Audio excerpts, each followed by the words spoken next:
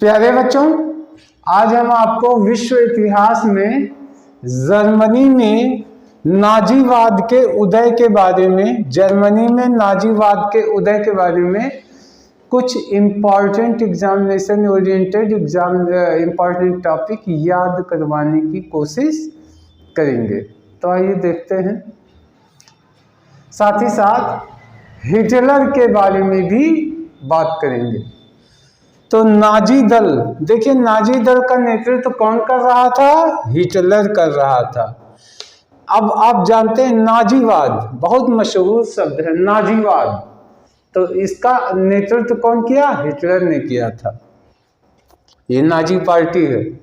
Hitler का जन्म कब हुआ था? तो हिटलर का जन्म हुआ 20 अप्रैल 1889 को। इसको याद करना जरूरी है। हिटलर का जन्म कब हुआ था? तो 1889 में हुआ था। 1889 को कैसे याद कर सकते हैं? देखिए, पहले तो ये जानिए हिटलर शब्द से हमें क्या पता चलता। हिटलर शब्द से पता चलता है कि ये वास्तव में क्या था? एक क्रूर शासक था जो अपने विरोधियों का बहुत ही दमन करता था, क्रूरता के साथ। लाखों लोगों को इसने मरवा दिया अपनी महत्वाकांक्षाओं की पूर्ति के लिए। देश के अंदर देश के बाहर कोई इसका विरोधी जो होता था वो जिंदा उसका परिवार सहित सफाया करता था। तो एक क्रूर व्यक्ति था जिसके अंदर दमन भरा था, यानी उसके अंदर दयालुता नाम की चीज नहीं थी। तो इसका मतलब ये हुआ कि वो हर समय सबसे ऐंठ के चलता था। कैसे चलता था? ऐंठ के। तो कैसे याद कर सकते हैं? देखिए 18 तो 18 को कर लीजिए ऐंठ रहा था। देखिए 18 तो कर लीजिए ऐंठ रहा था। जब वो पैदा हुआ तभी से उसके अंदर इतनी जबरदस्त ऐंठ थी कि वो हमेशा ऐंठा रहा था। सोचिए, जो व्यक्ति इतना क्रूर था वो अपने मम्मी पापा को बच्चा था तब कितना परेशान किया होगा, कितना जिद्दी रहा होगा। तो ऐंठ रहा था। कैसा? नवासी है, नवासी। देखिए ये देखिए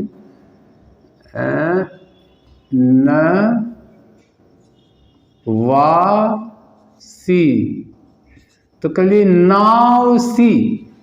वो नाव की तरह कैसा ऐंठ रहा था। कब? जब पैदा हुआ तब्बे से ऐंठन उसके स्वभाव में था। तो 1889 में ये जन्म लिया।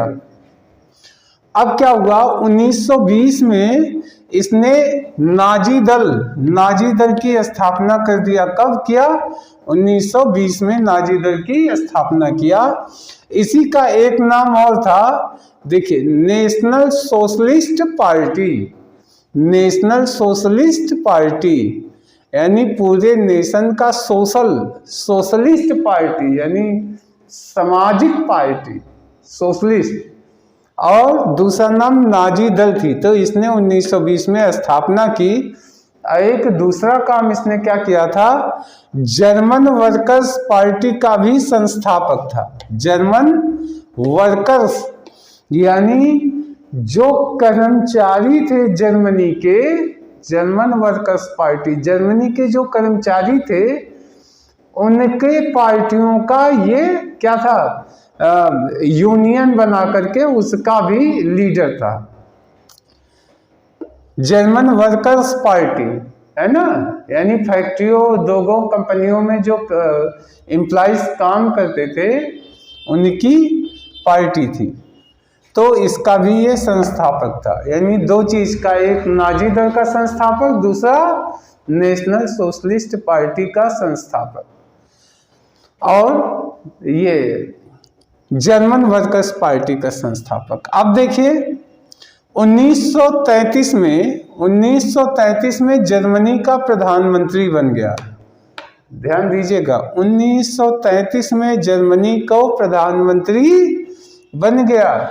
यानी पूरी दुनिया का दुर्भाग्य शुरू हो गया। 1933 तो इसको कर लीजिए, इसको ऐसे करिए कि दुनिया में जर्मनी की तूती, लोग कहते हैं ना इसकी तूती बोलती है, तो जर्मनी की तूती बोलने के लिए यह व्यक्ति कि हिटलर क्या बना, प्रधानमंत्री बना। जब ये प्रधानमंत्री बना तो विश्व में क्या हो गया, जर्मनी की तूती बोलने लगी। तूती 33 तूती, यानी जर्मनी की तूती पूरी दुनिया में बोलने लगी। कब? जब ये प्रधानमंत्री बना। इसका नारा क्या दिया इसने नारा दिया, एक नेता एक राष्ट्र, एक नेता एक राष्ट्र।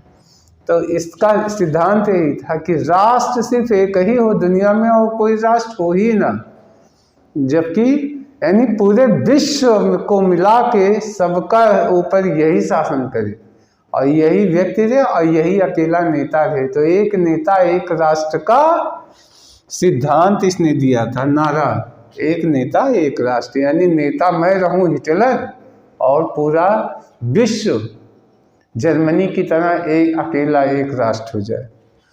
फिर इसने क्या किया, आत्मकथा लिखा, माई कैंप, इसका है मतलब मेरा संघर्ष।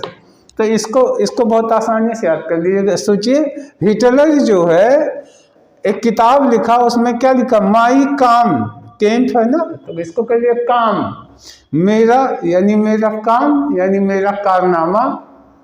तो चाहे स्ट्रगल करो तो संघर्ष किए, तो संघर्ष जो किया वही तो काम होता है। तो माई कैंप तो कर लीजिए माई काम, तो माई काम जब याद करेंगे तो माई कैंप अपने आप आ जाएगा। ये इसने आत्मकथा लिखी थी। अब देखिए 1935 में इसने जर्मनी में पुनः सस्त्रीकरण की घोषणा कर दी। सस्त्रीकरण का मतलब है फिर इसने शुरू कर दिया कि अब हम फिर से संहारक हथियार को इकट्ठा करना शुरू करेंगे। 35 से 33 में ये प्रधानमंत्री बना और 35 से इसने क्या किया, हथियार उत्पादन करना शुरू किया, हथियार इकट्ठा करना शुरू किया, क्योंकि विश्व पे हमला करने का इसका इरादा था। फिर क्या हुआ, 1 सितंबर 1939 तो कर लीजिए 39 में इसने पोलैंड पे आक्रमण किया। पोलैंड यानी इसको करिए कि इसने जो है जर्मनी में अपना पोल गाड़ दिया। जर्मनी ने पोलैंड यानी पोलैंड पे अपना पोल गाड़ दिया और इसकी विस्तारवादी नीति जो थी इसका शिकार हुआ था ऑस्ट्रिया, यानी ऑस्ट्रिया में भी इसने कब्जा करने का प्रयास किया और तहस नहस कर दिया। फिर देखिए हिटलर का जो विरोधी नीति था इसको शामी विरोधी नीति कहते थे। शामी विरोधी नीति इसका मतलब था ये किसका विरोधी था, यहूदियों का विरोधी था। यहूदी विरोधी नीति थी, यहूदियों को क्रूरता के साथ मरवाया था इसने। शामी विरोधी नीति है। आत्महत्या, हिटलर ने आत्महत्या कर ली थी अंतिम में जब ये मित्र राष्ट्रों की तरफ से हारने लगा, अब एकदम निराश हो गया, कोई रास्ता नहीं बचा, तो इसने खुद को कमरे में बंद करके गोली मार ली थी। तो इसने आत्महत्या कब की थी, 30 अप्रैल 1945 में।